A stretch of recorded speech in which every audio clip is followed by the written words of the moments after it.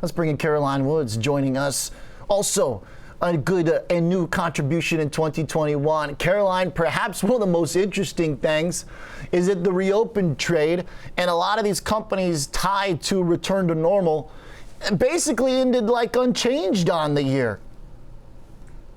Some ended unchanged, some like hotel chains, Marriott, Hilton, ending up on the year. Yeah. But then there's casino stocks that when you take a look at the year-to-date or one-year charts for casino stocks, they have absolutely plunged. I was looking at Penn National Gaming, Wynn Resorts, Las Vegas Sands. They have declined double digits. Just a brutal year, and Omicron obviously adding another kind of crimp in the reopening trade overall. Could be casino stocks as well.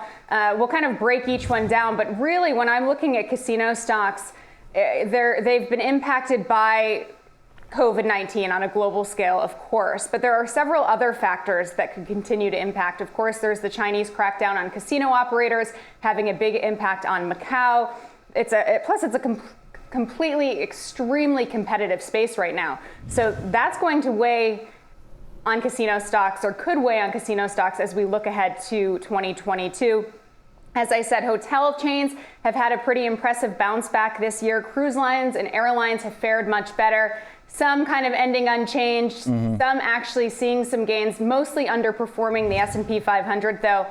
We have heard some outlooks in terms of cruise lines. We heard Carnival recently say it expects to return to profitability in the second half of 2022. That was taken as good news by Wall Street. The cruise line operator did note some near-term impact from Omicron, but overall bookings continue to look solid as we look into 2022 and 2023. It's actually at the higher end of historical ranges for the second half of 2022 and first half of 2023. Interestingly enough, Oliver, I actually saw the CEO of Carnival, Arnold Donald, say that cruising may be among the safest forms of social gathering and traveling there is right now because of vaccination rates and safety protocols on board. I can tell you, you won't find me on a cruise anytime soon, maybe ever. But in terms of the broader outlook, really Omicron, it's difficult to project what impact that's going to have.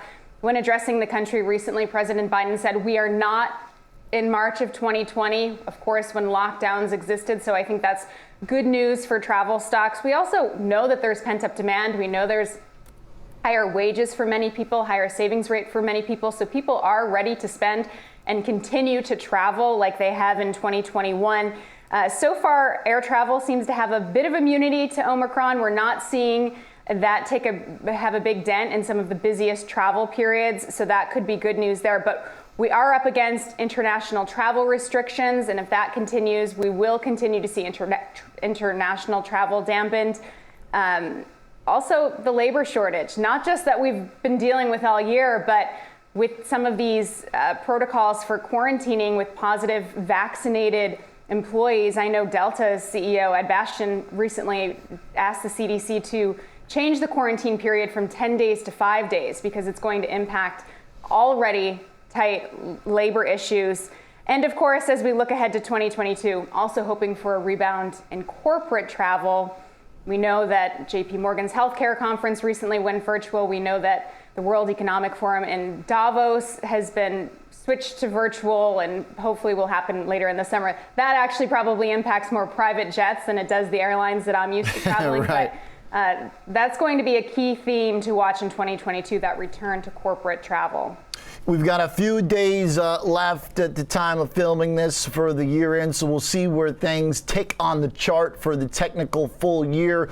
But to your point about the cruise lines, in the last couple weeks in December, basically going back and forth around unchanged, possibly a positive kind of tone though, because when Royal arrived at the dock with some COVID cases in December, the stock was up on the day, and then after earnings that still said the first half of the year is going to be profitless for Carnival, these stocks bounce as COVID cases from Omicron surge. So apparently, if we go with price action in the market, we maybe are ending on a positive note here, that these stocks are kind of looking through the immediate COVID risks. Oliver, some cases, that Royal Caribbean cruise line had 48 cases, which Again, you won't find me on a cruise line. I was looking at some of the analyst action. I don't know that I have any cruise action, but in terms of some of the picks for 2022, I can tell you on the hotel front, Goldman Sachs said it's bullish on Whitbread, which is a British hotel and restaurant company, said it remains committed to its October buy call on the stock. It describes it as well positioned for the recovery. Bernstein likes Hyatt, says it's poised to outperform in 2022, calling it the fastest growing hotel group at an unjustified discount, thinks the stock will rise 25% more from current levels. Airlines, Cowen likes United, says it's among the best positioned for recovery. I'm just looking here, travel operators, UBS dubbed online travel agency Booking Holdings its favorite travel name of the year, gave it a buy call earlier this month.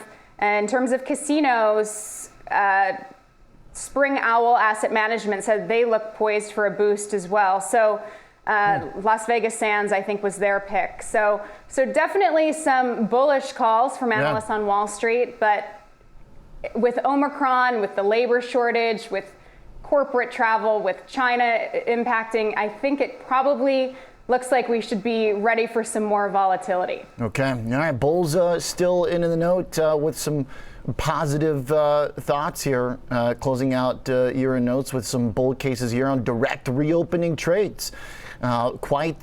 Quite a trip around, both up, down, and then back to somewhere neutral. But as you point out, very different investing experiences for those in certain companies connected to the China risk in the casinos there versus the domestic ones. Even airlines now seeing some dispersion as analysts pick their favorites among the group. Caroline, thank you. Carolina Woods, our contributor here on the TD Ameritrade Network.